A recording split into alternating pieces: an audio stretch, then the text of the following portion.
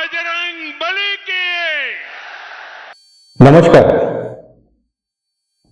तो श्री कमलनाथ जी ये सॉफ्ट हिंदुत्व के दायरे में घुस गए हैं और इसमें जो आगे कठिनाइयां आनी है या जो आसानी होनी है ये वो खुद ही समझ सकते हैं, या कर्नाटक से आने वाले उनके जो सलाहकार हैं, जिन लोगों ने कर्नाटक में कांग्रेस को जिताने का जिम्मा लिया था, जो प्रशांत किशोर की टीम के लोग बताए जाते हैं, वो उन्हें बताएंगे।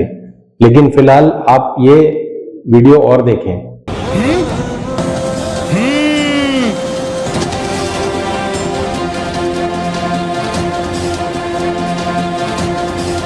प्रभु, आपके आशीर्वाद से कर्नाटक में सत्य की जीत हुई। अब क्या आज्ञा प्रभु?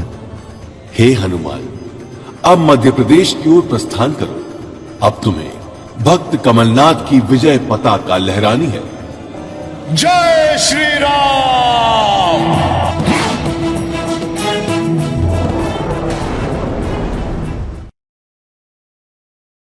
कमलनाथ जी पिछले 3-4 साल थे, जब से उनकी सत्ता गई है तब से वो भगवान की शरण में चले गए हैं।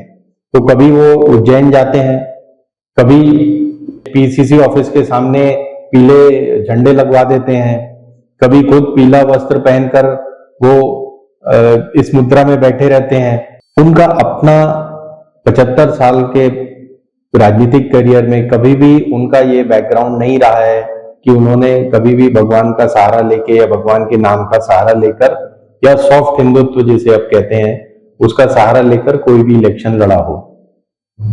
वो ऐसा क्यों कर रहे हैं और उनको ये ज्ञान किसने दिया है ये तो वही बता सकते हैं। लेकिन वो भूल रहे हैं कि पूरे विश्व में और खासकर इंडिया में नंबर 1 टॉपिक जो होता है इलेक्शन में, नंबर 1 कारण होता है इलेक्शन हारने या जीतने का, वो है करप्शन।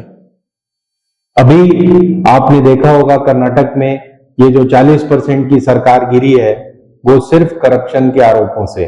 पूरी मेहनत की माननीय श्री नरेंद्र मोदी जी ने, अमित शाह ने सब तरह के पैंतरे आजमाए, बजरंग बली जी से लेकर रोड शो और कम्युनल वायलेंस के धमकियां सब कर डाला उन्होंने, सारे पैंतरे अपना लिए। लेकिन अंत में सिर्फ जो कांग्रेस का एक पैंतरा था 40% की सरकार, वही काम आया।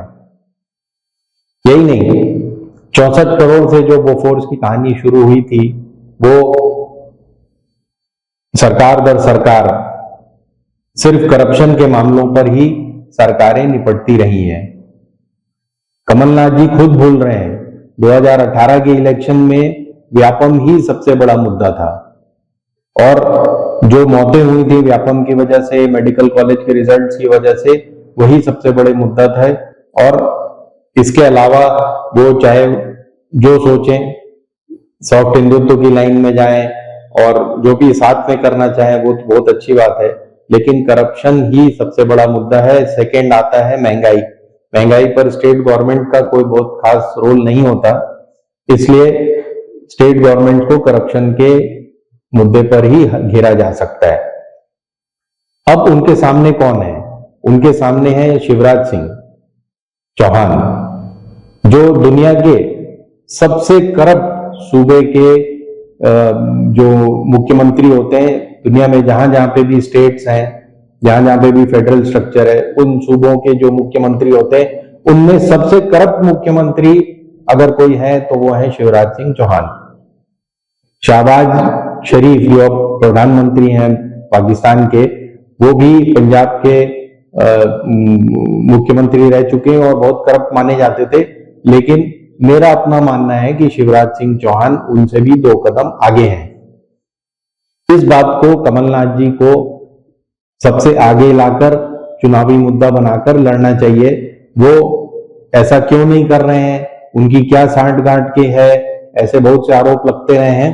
लेकिन आप फेरिस्त देखिए, व्यापम घोटाला तो पिछले इलेक्शन का था, उसके पहले सबसे जो क्लोज, जिसमें कि सबसे ज्यादा शिवराज सिंह को नुकसान हो सकता था, जिसे दिग्विजय सिंह ने बहुत अच्छे से उठाया था, वो था डंपर घोटाला, डंपर स्कैम, जो शिवराज सिंह का परिवार पूरी तरह से जिसमें लिप्त था, वो स्कैम जो है उसे कमलनाथ जी को जब सत्ता मिली थी तब उसे जांच करवानी चाहिए थी, जो उन्होंने नहीं करवाई।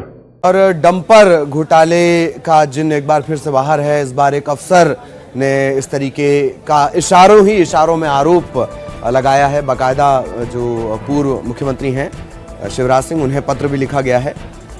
खत में लिखा है कि कुछ लोग मेरे पास आए थे, आपकी पत्नी के लिए मकान साफ कराने को कहा था, डंपर खड़े करने के लिए किराए के घर को साफ करने की बात। किसी भी स्कैम की, किसी भी घोटाले की जांच उन्होंने नहीं करवाई। व्यापम घोटाले की जांच भी उन्होंने नहीं करवाई। उसका रिजल्ट ये हुआ कि वो सत्ताच्युत हो गए और वही आदमी फिर सत्ता में बैठ गया और वो 3 साल से ये भगवा वस्त्र पहनकर घूम रहे हैं कमलनाथ। दूसरा स्कैम था ई टेंडरिंग का।